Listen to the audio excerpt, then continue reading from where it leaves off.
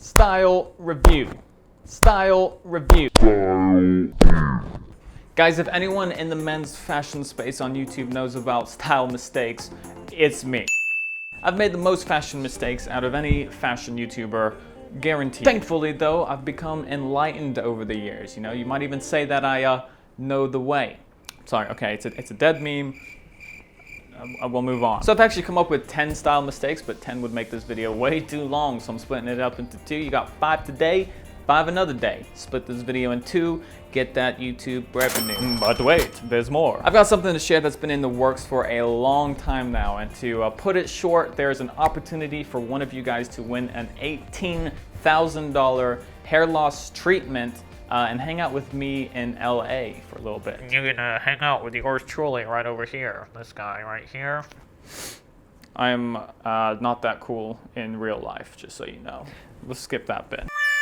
So this is completely for real, and I've got more information on how you can apply at the end of this video. Style mistake number 1, spending too much money, or thinking that you need to spend a lot of money in order to look good. One of the biggest reasons guys have for not dressing well is because they think it's far too expensive to do so. And you see, that's what the industry will do to you. We're kind of programmed to think that fashion and price tags are inseparable, that they're together forever. You see all these adverts for these high street brands like Armani, Burberry, Gucci, and you think, you know, that's what I need in order to be a fashionable fellow. And that's not really the case. I mean, if you've got the money, by all means spend it any way that you want to, but I'm just saying it's not necessary. There's tons of brands out there that are way more affordable and still very fashion focused. You got Zara, Topman, H&M, and a store that I've only recently started exploring more, and that is Pull & Bear. Pull & Bear is often cheaper than both Zara and Topman, and in a lot of cases I actually find more stuff that I like at Pull & Bear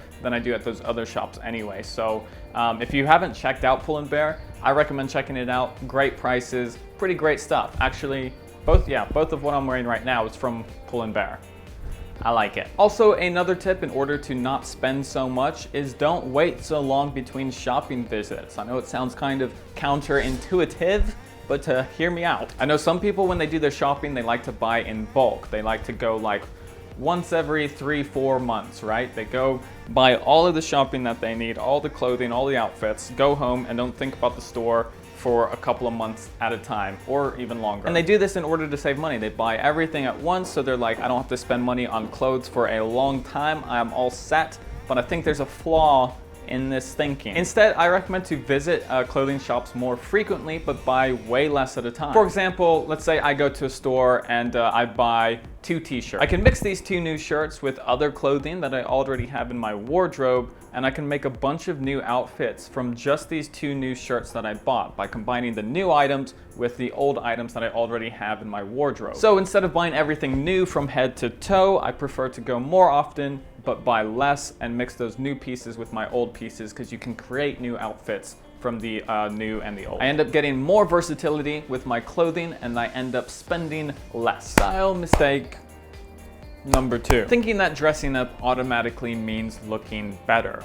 Whoa now. Here's a simple fact for you. A man who is dressed up in formal attire that doesn't fit exactly right looks way worse than a guy in a casual outfit that fits him correctly. Now, formal attire can look great, but it has to fit perfectly. There's a bit more leniency when it comes to casual wear in terms of how tight or how baggy an item kind of fits on you. It's, you know, it's a little bit more acceptable if it's not 100% correct, but the same cannot be said for a more dressed up look. A suit that doesn't fit correctly just looks really sloppy. A t-shirt that might be one size too big, that's not really a big deal. Now, I'm all for dressing up and going for a more formal, more classy look, but just make sure that it fits you right, because if not, it ain't looking hot. Style mistake number 3, thinking that black shoes goes with everything. Now, it's true that black shoes do go with a lot of outfits, but it is not true that they go with everything. The most common misuse, the one that I see the most often, is wearing black shoes with a dark blue wash, especially, or most often, dark blue jeans. Now, it's not the end of the world, but it is one of the more unflattering color combinations. If your jeans are a lighter color of blue, not so dark, then that works a little bit better. And if your jeans are a neutral color, like grays or blacks, then it works really well with black shoes. But for those of you who wear dark blue wash jeans fairly often, I would recommend picking up a pair of brown shoes. Brown works really well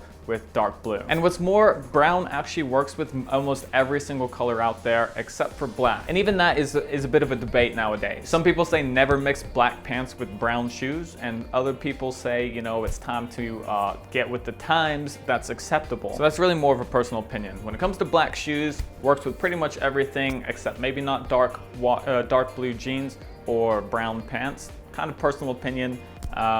Brown shoes work with dark blue. What are we talking about? Let's move on to number 5. Oh wait, no. Number 4. And as for style mistake, number 4. I might as well call this the BluMaan special because I used to do this all the time. And that is buttoning up a button-up shirt over a t-shirt. It's a big no. Took me a while to figure it out. This used to be my go-to look. I used to think, you know what? I'm gonna be the one to make this a thing.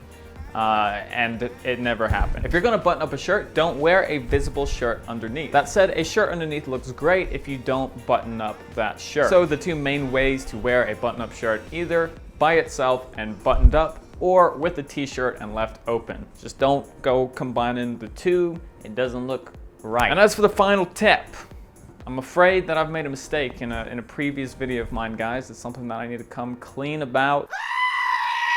And this has to do with the Henley shirt. I said in a previous video that Henleys are a great choice for skinnier guys. Henleys help to kind of, you know, bring in that box effect, make you look a little bit stronger, but I wasn't really correct. After looking more into it, it doesn't really do that actually. In fact, it's not a very flattering look for skinny guys. Henleys look great on guys who are more built, you know, thicker in muscle and bone. For example, Alpha M can rock the socks off of a Henley. It looks just great on him. I love Joe. He is such a great dude. Oh, thanks, Aaron. But for us skinnier guys out there, there's definitely better options than the Henley. Now guys, like I said at the beginning of this video, I've been working on this amazing opportunity for one of you guys to enter and win. I'm working with a company called Bosley, who are the world's most advanced hair restoration experts in the world. Did I mention that? As mentioned, these treatments cost roughly $18,000 per treatment, and it's the only